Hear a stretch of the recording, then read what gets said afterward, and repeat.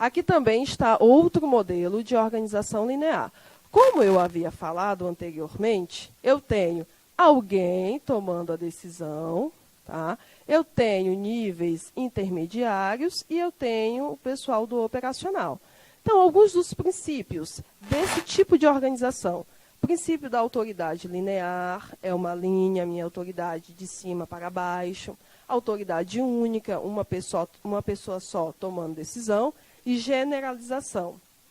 Ou seja, tudo aquilo que ocorre dentro da minha organização é pensado por alguém que detém todo o comando e, geralmente, alguém que possui conhecimento substancial para isso.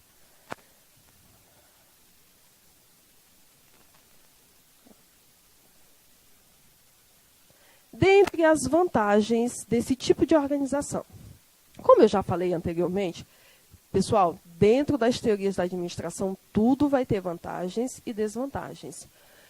Tudo aquilo que vocês irão realizar dentro da organização de vocês, quando vocês estiverem ou gerindo organizações, porque vocês podem partir para o empreendedorismo, ou gerindo organizações de outras pessoas, de terceiros, vocês irão levar em consideração aquilo que vocês querem. Quais são os objetivos que vocês precisam alcançar?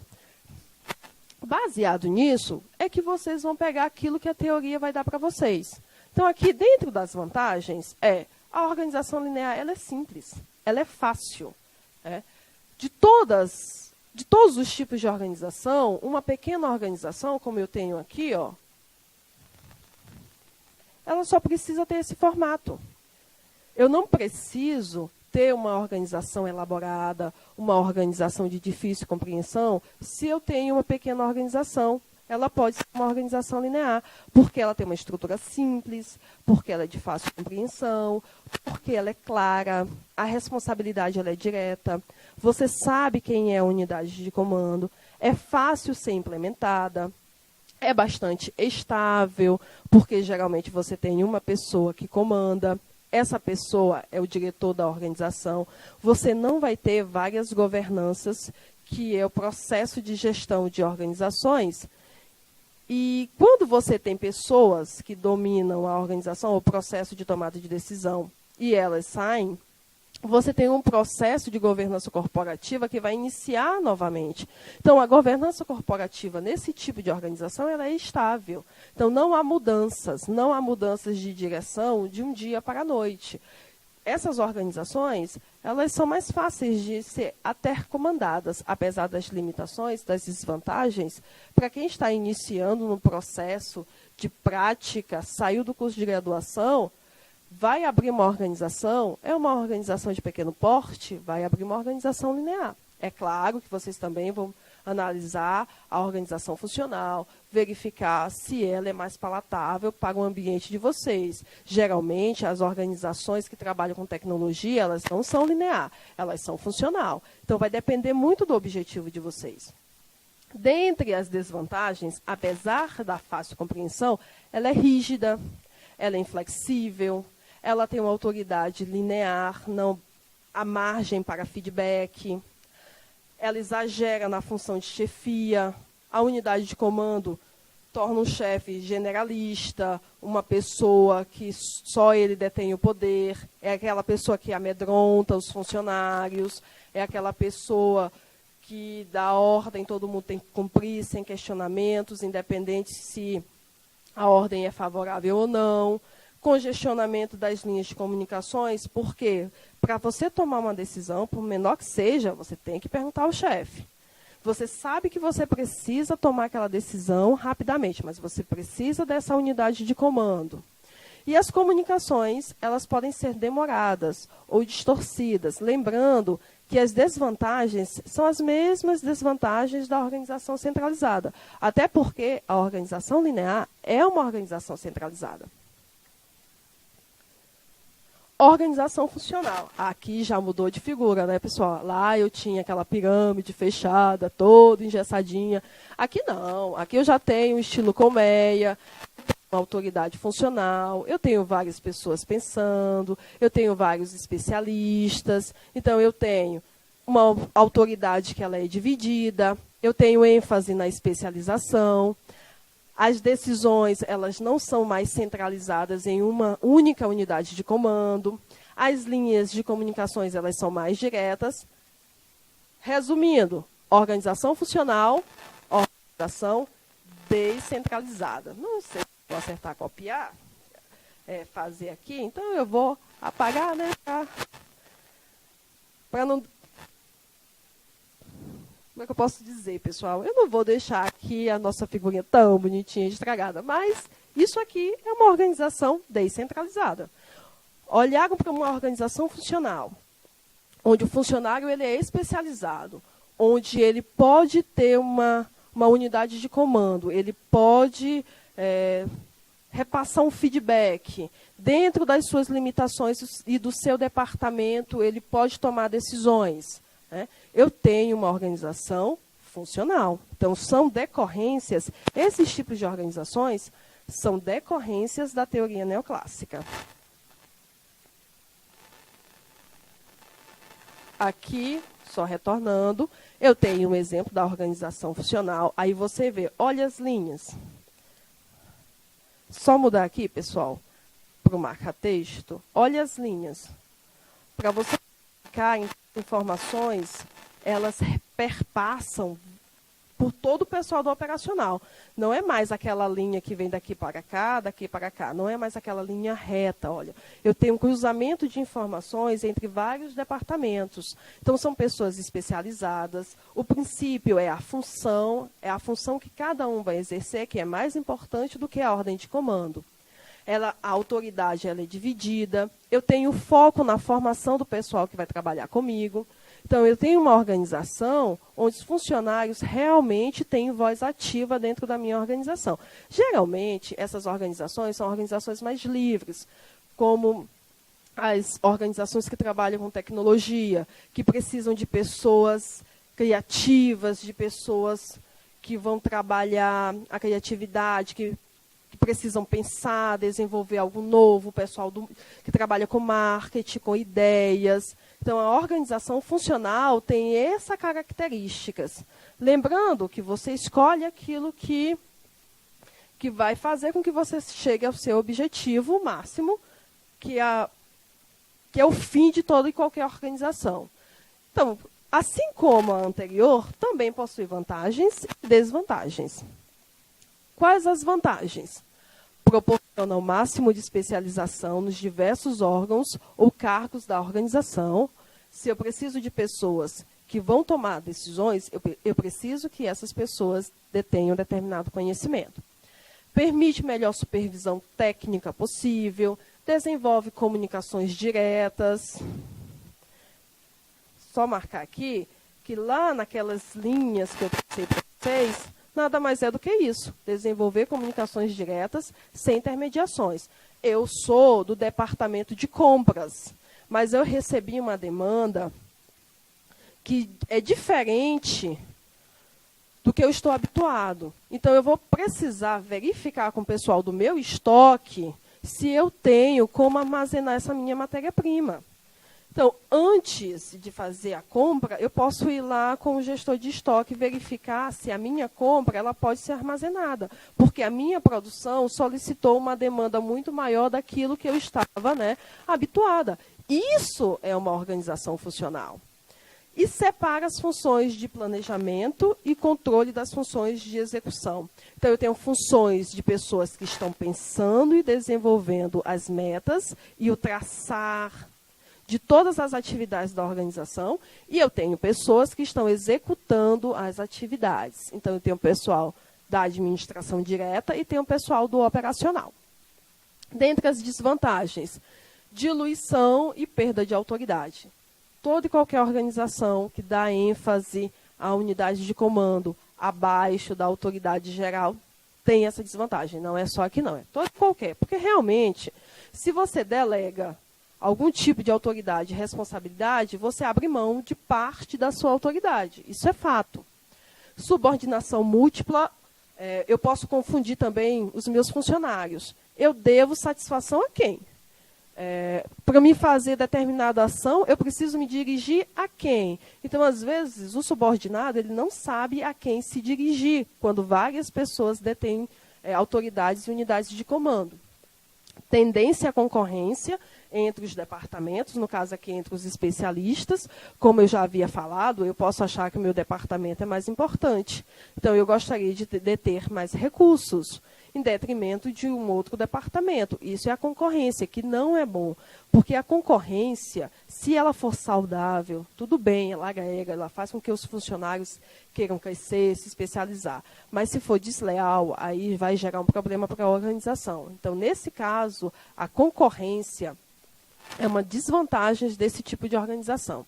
E tendência, pelo fato de haver uma concorrência, né, e as unidades de comandos elas serem divididas, eu posso ter uma tensão e conflitos dentro da organização, advindas dessa concorrência. E aqui nós temos a organização linha staff. A organização linha staff, pessoal, nada mais é do que a união das duas. Você pega o que tem de melhor na centralizada e você pega o que tem de melhor na descentralizada e forma a organização linha staff. Qual é a diferença, professora, entre linha e staff? O pessoal que trabalha diretamente com a atividade X da organização, ou seja, é uma organização produtiva. A função é produzir. O pessoal que trabalha nessa atividade é a linha de produção. É o pessoal que trabalha na linha. Todas as outras atividades é o staff. Agora, o foco é produzir e vender. Então, o pessoal da produção e o pessoal do comercial, que tanto faz as compras de matéria-prima como faz as vendas, são o pessoal da minha linha e os demais é tudo do staff. Então, geralmente, as funções financeiras, contábeis, são funções de staff, porque a não ser que você seja uma bolsa de valores da vida, uma corretora ou um banco, você geralmente produz ou presta serviço, né? Então, eu tenho o pessoal da linha, é o pessoal que trabalha diretamente com o objetivo fim da organização, e o staff é o pessoal das atividades acessórias, entre aspas, né? Porque todas as atividades dentro da organização, elas são extremamente importantes. Então, é o pessoal que dá assessoramento ao pessoal da atividade principal. Dentre as características principais, pessoal, estão a fusão da estrutura linear com a estrutura funcional, como eu havia falado anteriormente, coexistência entre linhas formais de comunicação e linhas diretas. Se eu unir organização linear e organização funcional, a comunicação também é as duas. É tanto a direta como as comunicações formais e as comunicações diretas dentro da organização. Separação entre os órgãos bem mais definido, e aí eu tenho o órgão de operação, que é o pessoal que efetivamente vai fazer as atividades, e o pessoal do apoio, e a hierarquia versus especialização. Aí é uma briga. Porque o pessoal que trabalha com esse tipo de organização, ou que estuda esse tipo de organização, ainda não chegaram a um consenso. Se privilegiam a hierarquia ou a especialização. Então, vocês devem, na verdade, pensar qual é o objetivo fim. Se o objetivo fim da organização é trabalhar uma função específica, é pensar, é desenvolver estratégias novas de mercado, é o diferencial de mercado, é a propaganda, o foco seria a especialização. Agora, se sua organização é uma organização mais padronizada, é uma organização de produção, é uma organização que você vende, você montou uma produção de camisas, o seu objetivo são vender as camisas. Não importa se o seu vendedor ele é formado, ele tem formação A, B ou C. O resultado final é vender as camisas. Então, aí você precisaria de uma hierarquia, que é o pessoal do operacional, mais os supervisores acima dos vendedores para fazer essa avaliação, verificar se o pessoal está motivado, se está todo mundo trabalhando, se estão atingindo o objetivo. E alguém acima dos supervisores, que poderia ser você, o dono da organização. Então, você vai focar naquilo que você julga mais importante, ou a hierarquia, ou a especialização. E aqui, claro, como as demais, né, não poderia faltar. Por que não? Por que vamos deixar de fora? Não, trouxemos aqui as vantagens e as desvantagens. As vantagens, assessoria mais especializada, inovadora, não é verdade? Eu posso ou não manter, aqui eu coloquei, mas eu posso ou não manter o princípio da autoridade única, atividade conjunta e coordenados entre a linha, que é o pessoal da atividade prática, e o staff, que é o pessoal do apoio, mas também temos as desvantagens, que é a existência de conflito, muitas vezes, entre linha e staff, quem é o mais importante, quem é o menos importante, concorrência entre departamentos, dificuldade na observação e manutenção do equilíbrio entre linha e staff. Isso é a concorrência, pessoal. Vou tentar fazer aqui uma setinha, né, para focarmos, que é a concorrência entre linha e staff. Como eu preciso unir bem esses dois parâmetros organizacionais, eu posso vir até algum tipo de concorrência. E aqui nós temos uma estrutura linha e staff. Esses Lzinhos significam linha, tá, pessoal? E esse S, staff. Então, aqui eu estou representando o pessoal que trabalha efetivamente no fazer da organização, estão ligados à atividade fim, se é produzir camisa, o pessoal que produz camisa. E o staff, a atividade acessória. Então, é atividade de apoio. É o pessoal das finanças, é o pessoal que faz o contato com as lojas para a qual eu vou vender as camisas. Enfim, todas as outras atividades organizacionais que não estiverem ligadas à atividade fim, que é produção de camisa, elas vão ser consideradas atividades de apoio ou de staff. Não, pensei que eu tinha apertado demais, mas não. Agora nós vamos para a próxima decorrência da teoria neoclássica. A teoria neoclássica, além dos tipos de organização, ela também nos deu os critérios de departamentalização. O que é isso? É você dividir a organização em departamentos, dependendo, não é verdade, dos tipos de departamentos que você deseja e do tipo de organização que você possui. Então, nós temos basicamente 6 tipos de departamento. Departamento por funções, que é aquele onde o meu organograma vai indicar as funções de cada pessoa, ou as várias funções. Aqui seria, olha, vamos relembrar. Aqui eu tenho um departamento por funções e, além disso, a amplitude é achatada, como nós já vimos lá no início da aula. Então, aqui eu tenho o diretor, que é a unidade de comando, eu tenho o departamento de produção, departamento de vendas, departamento de finanças. Se eu tivesse outro departamento de cobrança, vamos dizer que não está associado a finanças e nem a vendas, departamento de marketing. Então, na departamentalização por funções, pessoal, eu vou realmente e efetivamente dizer quem faz o quê e quais as suas funções. No departamento, ou na departamentalização por produtos, aí o foco é o produto. Então, quando eu produzo algo que eu preciso inovar frequentemente, geralmente celulares, computadores, eu preciso inovar. Então, as empresas elas não focam nas funções, elas focam nos produtos, porque é mais fácil quando eu tenho tudo bonitinho, processo produtivo, às vezes a inovação de um celular para o outro é só a câmera, é só o programinha operacional. Então, dependendo do foco da minha organização, eu vou ter uma departamentalização por produtos.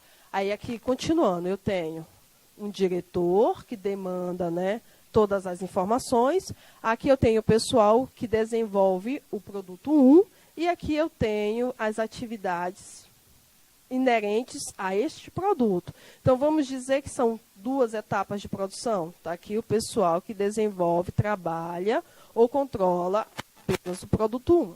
A mesma coisa acontece com o produto 2. Então, eu tenho um pessoal que desenvolve o produto 2 e aqui eu tenho todas as etapas do produto 2. Geralmente, nós estudamos, e vocês estudarão mais à frente, na administração da produção, né? Que é a administração da produção que estuda o departamento por produtos, porque além desse departamento, você também estuda os processos de produção, né? o processo produtivo, por onde o produto vai passar desde a entrada no maquinário até sair lá o produto final, né? Na verdade, a matéria-prima. Quais são as etapas, né, para sair, entrar aqui a matéria-prima e sair o produto final? Aqui nós temos departamentalização geográfica, quando o seu foco, além da organização, você tem atividades em outras regiões. Então, você é uma empresa de logística, e você, para desenvolver a sua atividade fim, você precisa se instalar nas cidades mais importantes do país, ou cidades estratégicas, né, para facilitar o escoamento da produção que você recebe. Então, quando você tem um foco onde a organização ela objetiva a parte geográfica, você tem uma departamentalização geográfica. Aqui eu tenho as divisões de operações, e aqui eu dividi em duas regiões, só para critério de exemplo. Eu tenho região central, né? Vamos dizer que aqui é a região centro-oeste e ali é a região sul do nosso país. Na região central, eu tenho agências em Brasília, ou eu tenho uma unidade X em Brasília, eu tenho agência em Belo Horizonte, ou uma unidade X de logística ou escoamento da produção em Belo Horizonte. Aí eu tenho na região sul uma em Floripa, Florianópolis, e outra em Porto Alegre. Então, quando você, além do objetivo da organização, também quer verificar as unidades que você vai ter em todo o território nacional, dependendo do tipo de organização que vocês estiverem ou gerindo ou sendo proprietários, vocês vão utilizar essa definição geográfica. Se o foco for a clientela, então, eu abri uma loja de sapatos. Eu vendo sapatos para vários tipos de clientes, né? Homens, mulheres, crianças. Então, o foco são os clientes que vão comprar os meus sapatos. Então, eu posso fazer uma divisão, né, pela minha clientela. Eu posso ter departamentos voltados para cada tipo de cliente. Então, aqui eu fiz uma loja de departamentos. Eu também vou ter a divisão de vendas. A divisão de vendas tem o departamento feminino, onde só tem roupas elencadas para o público feminino. E aqui eu tenho o departamento infantil.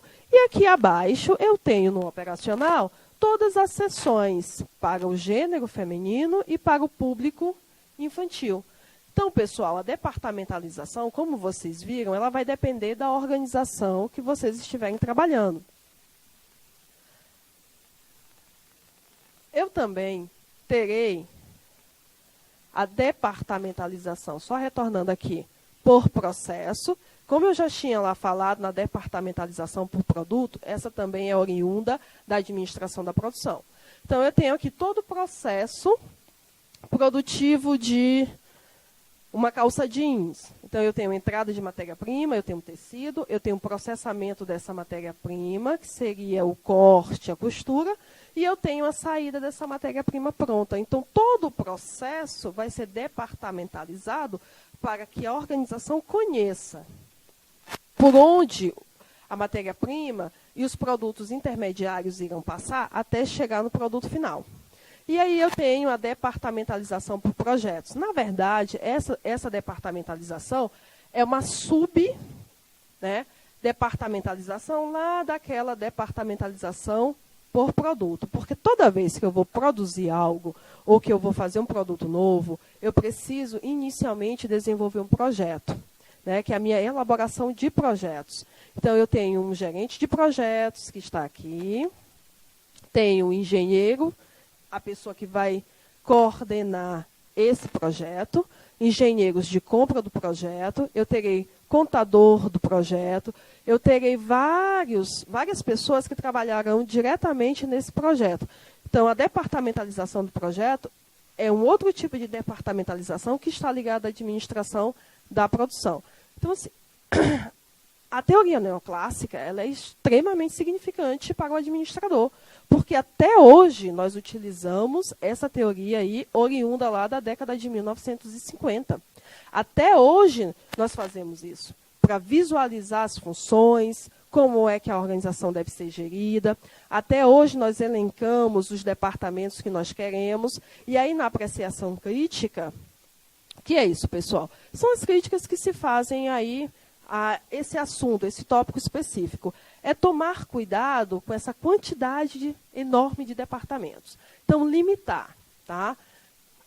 Não abrir departamentos em demasia, porque departamentos em demasia também pode encarecer os custos finais da organização.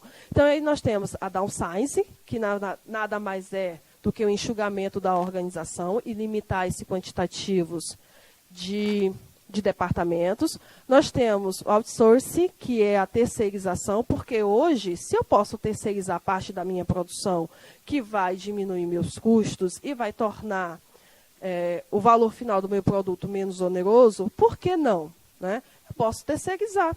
E nós temos também a reengenharia, que é durante todo o processo produtivo, eu sempre reavaliar onde eu estou tendo problema e procurar soluções efetivas rapidamente antes de chegar no fim e o problema se alastrar e depois eu ter uma situação que vai causar muitos danos à minha organização.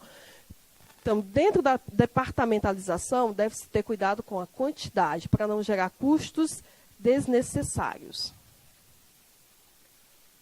E aí, só retornando aqui, como escolher a departamentalização? Professora, qual tipo de departamentalização eu vou utilizar? Aí eu vou utilizar alguns princípios. O que eu mais uso dentro da minha organização? Qual é o foco? Qual é o fim? Eu tenho interesse em quê? Qual é o meu interesse? É nas unidades distribuídas pelo meu país, que seria a departamentalização geográfica? Os meus clientes, eu preciso ter uma organização dividida por clientela, eu preciso ter espaço específico para cada tipo de cliente que eu tenho. Separação do controle. É uma organização que tem mais controle ou menos controle sobre as atividades? É uma organização que tem muita concorrência, porque supressão de concorrência é justamente limitar a concorrência entre os departamentos que podem vir a surgir.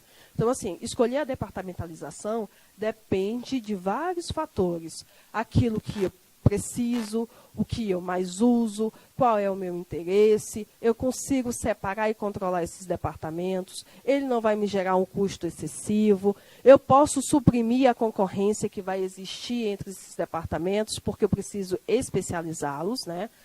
Como eles terão entre si certa importância significativa quando somados para a organização, então, dependendo de quem ficar em cada departamento, pode sim gerar uma concorrência e a organização precisa suprimi-la. E aí nós temos, por último, né, mas não menos importante, pelo contrário, na verdade, a administração por objetivos é um dos tópicos mais marcantes da teoria neoclássica, porque ela vem dizer o seguinte: a organização ela só funciona para atingir os objetivos que ela se propôs antes de abrir. Se ela não consegue fazer isso, ela não faz nada. Então, a administração por objetivo, ela veio realmente confirmar isso que eu acabei de dizer e também aquilo que eu venho dizendo desde que começou as nossas aulas, né? Que toda e qualquer organização, ela só existe para atingir determinado objetivo. Se ela não atinge, ela não tem por que funcionar.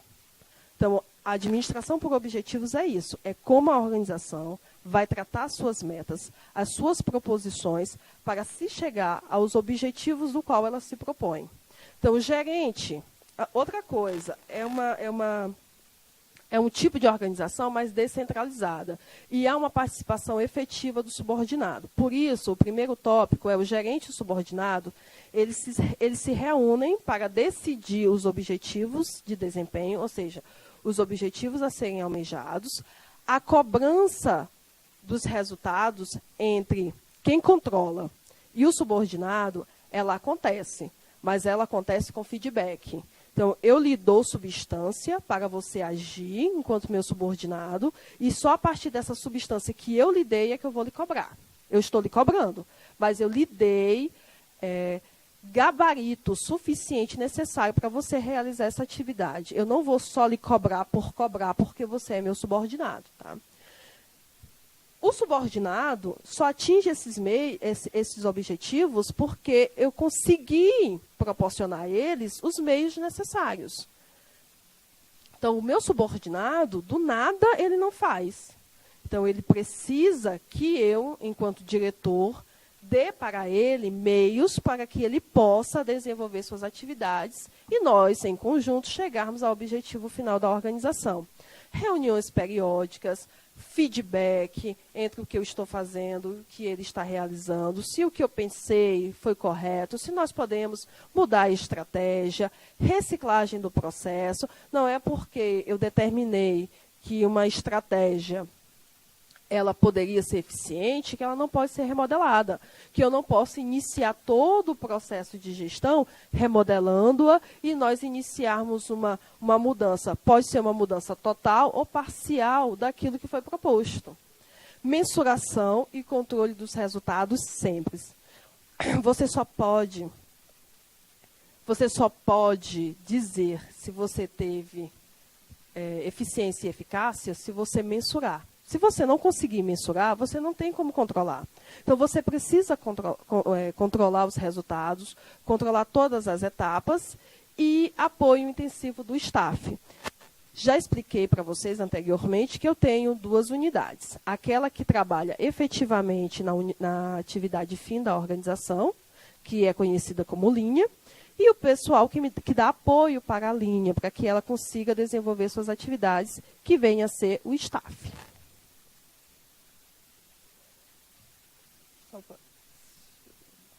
Certo. Dentro da organização, eu posso vir a ter uma hierarquia dos objetivos, né? Todo mundo já ouviu falar. Isso é básico e é clichê da administração. Nós temos objetivos estratégicos, táticos e operacionais. Os estratégicos, pessoal, são objetivos mais amplos, né? Eles são de toda a organização, verifica a organização como todo, então são a longo prazo, eles partem geralmente da direção da organização. Os objetivos táticos intermediário, eles partem dos gerentes, dos supervisores, são objetivos de médio prazo, são objetivos voltados para a realização quase que imediatas, geralmente 1 ano aí de duração entre você objetivar e efetivamente realizar. E os objetivos operacionais são os objetivos ligados ao chão da fábrica, que são considerados objetivos de curto prazo. São objetivos que você traça e você efetivamente executa em um espaço de tempo mais limitado. Limitado que eu digo assim, em termos de tempo, não porque você sofra uma pressão, mas é porque você tem realmente uma hierarquia de objetivos. Desde a parte mais ampla da organização, que é o todo da organização, o objetivo estratégico atinge toda a organização. O objetivo tático, só a parte intermediária da organização. E o operacional é aquele objetivo local. É uma máquina específica que precisa ser revista, ou uma manutenção periódica que deveria passar de 15 dias para semanal, porque ela está dando muito problema, porque a qualidade total do produto não está sendo alcançada, ou porque a capacidade de produção ela teve uma redução só por causa desse maquinário. Enfim, eu preciso arrendar um determinado maquinário. Aí já seria um objetivo ou tático ou um objetivo estratégico.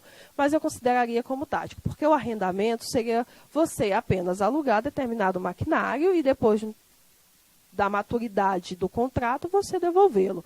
Agora, eu vou abrir uma outra filial em uma outra cidade. Como eu irei fazer? Quem eu vou alocar? Aí é um objetivo estratégico.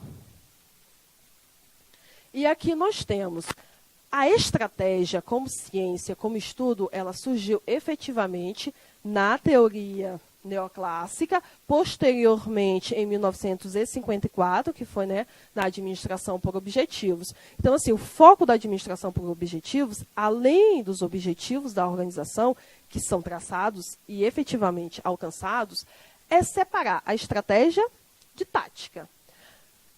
A estratégia, como eu já havia falado anteriormente, envolve toda a organização, é a organização como um todo, tudo aquilo que eu vou fazer afeta a organização de forma direta, não é somente um setor ou 2 setores, é toda a organização, são todos os setores da organização.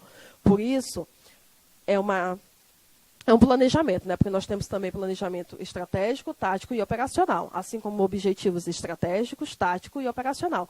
Então, assim, se for um planejamento, é um planejamento da cúpula, dos diretores, de quem possui autoridade, né? Responsabilidade maior também, porque atinge a organização como um todo.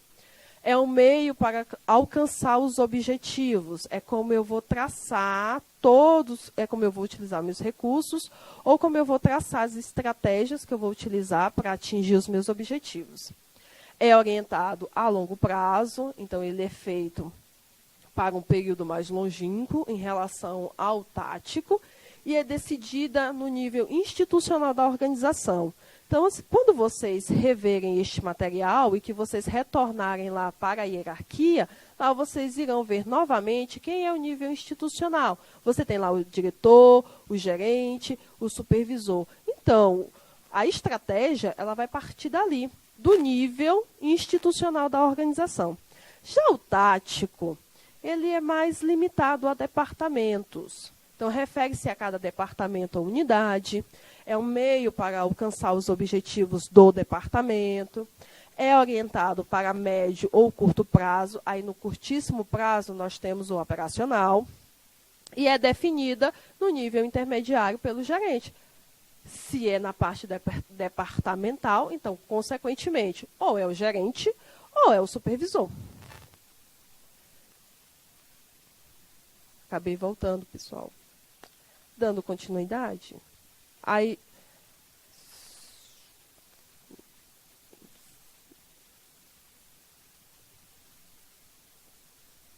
pronto. Só retornar aqui. Além da estratégia, alguns outros fatores também passaram a ser estudados dentro dessa teoria. E uma delas é a matriz SWOT. O que ela faz? Ela faz matriz, realmente vem de matriz da matemática, pessoal. É uma matriz, tá? 2 linhas, 2 colunas. Quando vocês estiverem estudando aqui, ai meu Deus, de lá vem a matemática. Vem. Tem matemática nas teorias da administração 2. Matriz vem realmente de matriz lá da matemática. É um alinhamento, né, de 2 linhas e 2 colunas, seria uma matriz quadrada, entre forças, fraquezas, oportunidades e ameaças. Aí eu tenho o ambiente interno, que é o ambiente da organização, é o ambiente que parte de todas as atividades da organização. Então, aí eu tenho as forças que a minha organização possui, que é o meu diferencial de mercado, é o meu preço, é o perfil dos meus funcionários que atrai os clientes. Então, tudo aquilo que eu possuo em termos de força está aqui, devem ser elencados aqui. E ali eu tenho as minhas fraquezas, né? Porque eu sou gerente da organização, que eu não acredito que a minha organização não precise melhorar. Então, é uma comunicação limitada, é um espaço extensivo entre a unidade de comando e o operacional. Eu preciso elencar as minhas fraquezas para entender onde eu preciso melhorar. Além do ambiente interno, eu também tenho o ambiente externo. O ambiente externo me proporciona oportunidades e ameaças. Oportunidades. Eu trabalho com importação. O dólar diminuiu, é uma oportunidade, porque se eu trabalho com importação, eu compro na moeda exterior e se ele diminui, os produtos vão ficar mais baratos. É uma oportunidade. Quem me dá essa oportunidade? O mercado. Eu também posso ter ameaças. Aí, de novo, eu levo para o dólar. Eu sou o gerente da padaria. Não gosto de estudar economia. Estou nem aí para o dólar. Mas se o dólar aumenta, meu trigo aumenta e, consequentemente, o meu pãozinho vai ficar mais caro. E aí, o meu cliente, o seu Luiz, que vem comer meu pãozinho, vem comprar o pãozinho todo dia para tomar café, vai achar o pão mais caro. Então, eu vou ter, dado pelo mercado, algumas oportunidades e algumas ameaças. E eu precisarei estudar essas oportunidades e ameaças para efetivamente traçar métricas e desenvolver atividades que me proporcionem atingir os meus objetivos.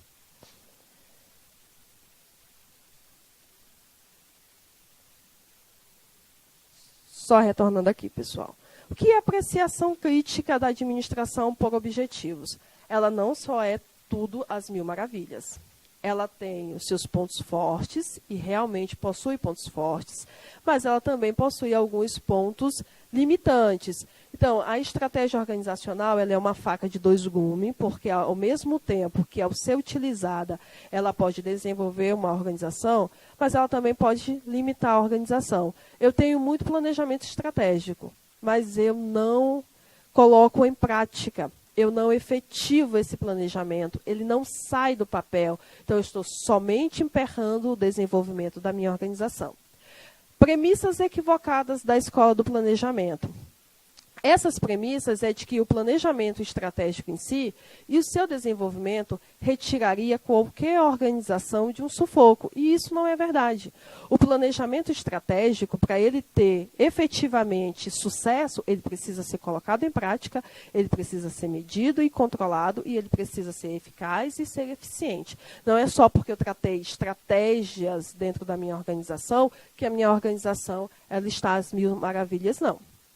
Aí nós temos os pecados capitais do planejamento estratégico neoclássico, que é justamente isso, é o travamento dessas métricas, porque eu coloco ela no papel, mas muitas vezes eu não consigo desenvolvê-la, eu não sei como desenvolvê-la, eu não consigo retirá-la lá do papel e colocá-la em prática.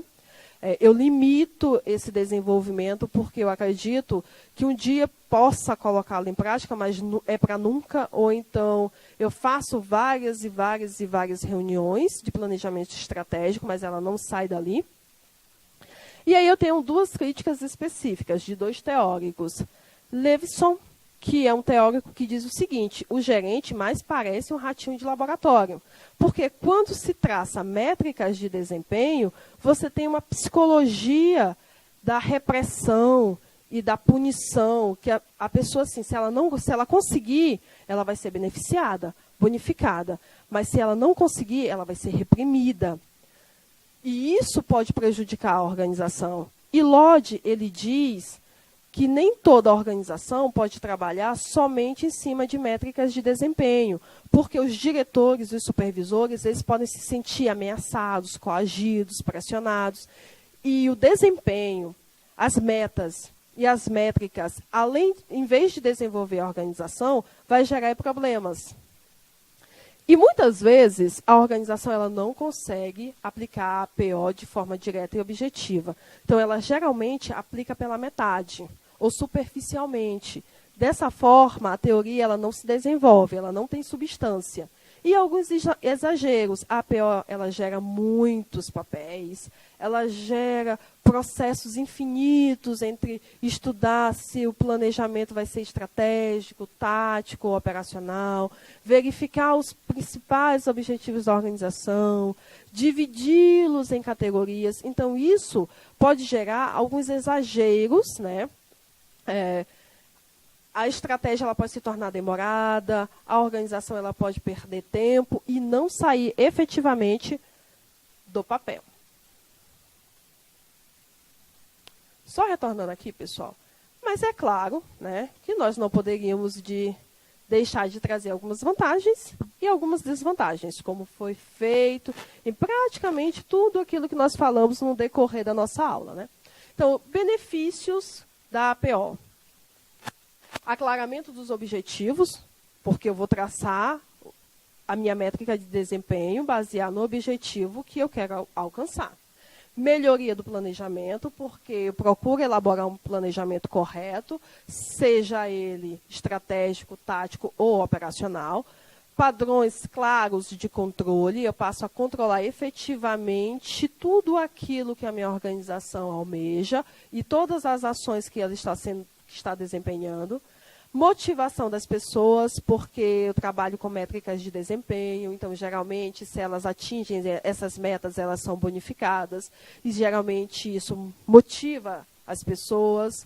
avaliações mais objetivas desses resultados, eu também tenho uma participação maior dos meus subordinados, né? Lembrando lá inicialmente que os objetivos são traçados entre a direção e os subordinados. E tudo aquilo que é feito vai ser em comum acordo. E melhoria da moral da organização como um todo. E aí eu também posso ter problemas com a administração por objetivos. Coerção dos subordinados, como eu já falei, eu posso traçar métricas de desempenho e essas métricas de desempenho não serão efetivadas pelos subordinados. Eles podem se sentir coagidos.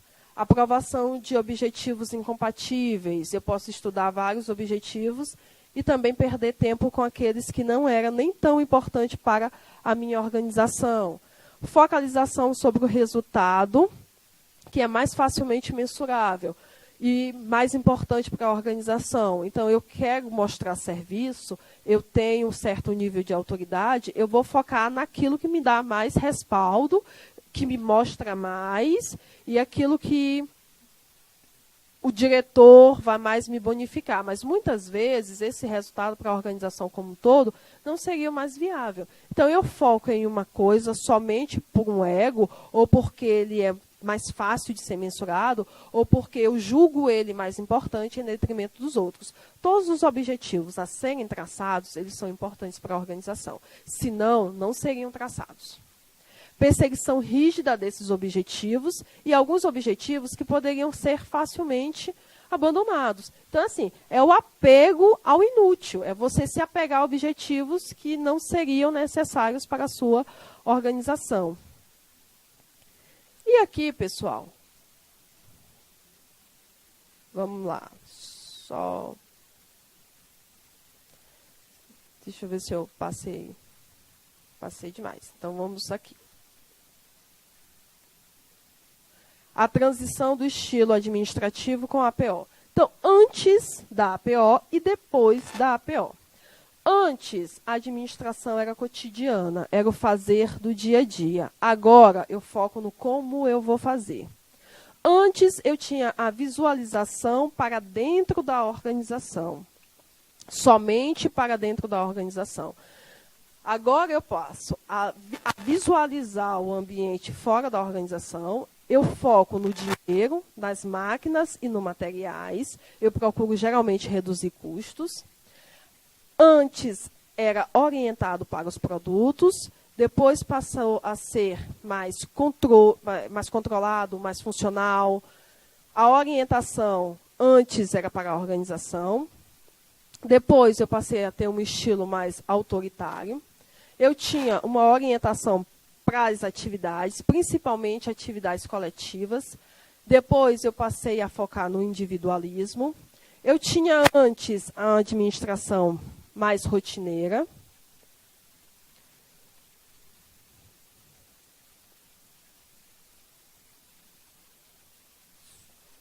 Que, só retornando aqui.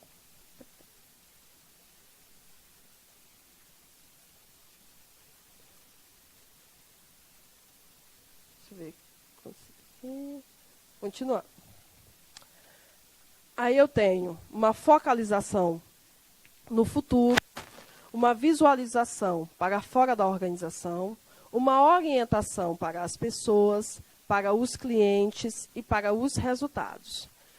Eu posso também ter uma criação de inovação, ênfase no para que eu vou fazer, foco nas pessoas, na mentalidade e no tempo, foco na organização como um todo, principalmente nos objetivos. Eu tenho uma iniciativa descentralizadas em relação aos subordinados. Por quê? Porque a APO ela trabalha com a direção e os subordinados alinhados. Eu posso ter um estilo muito mais participativo e um trabalho em equipe.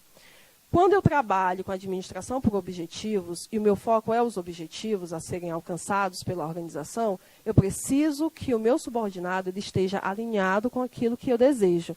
Para que ele esteja alinhado, eu preciso efetivamente da sua participação.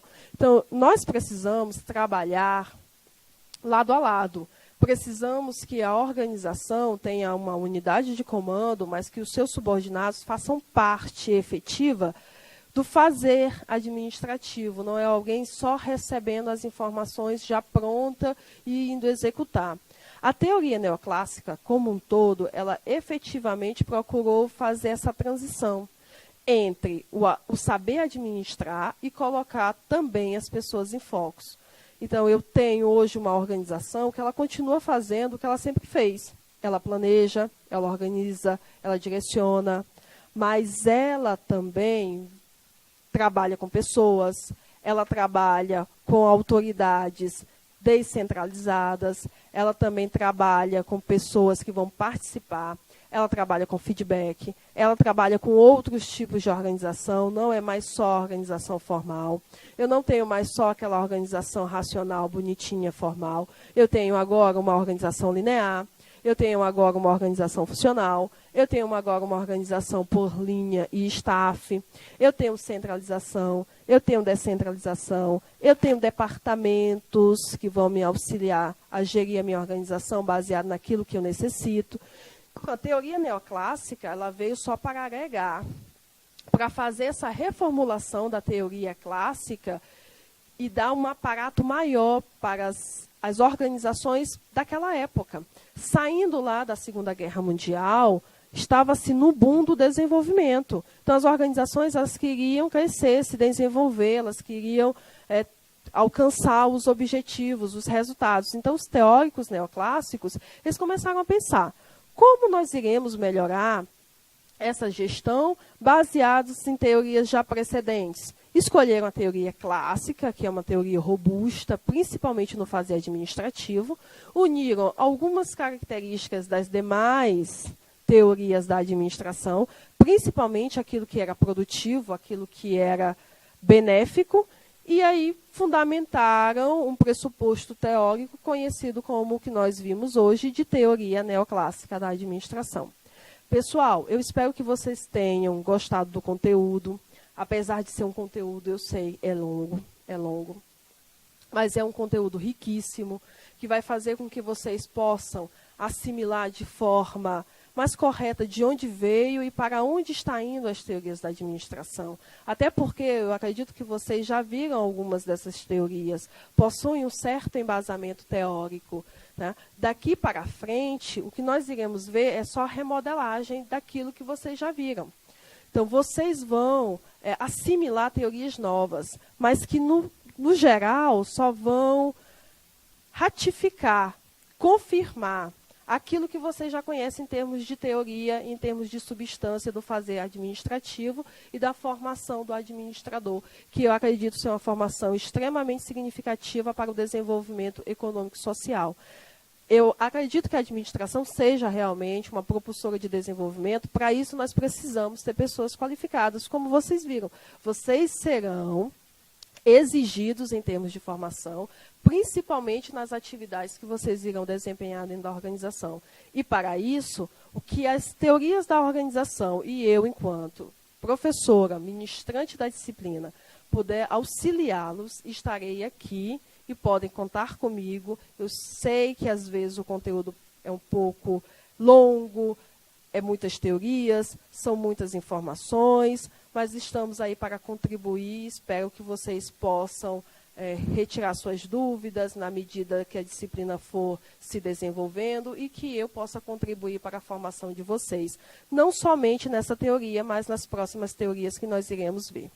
Meu muito obrigada.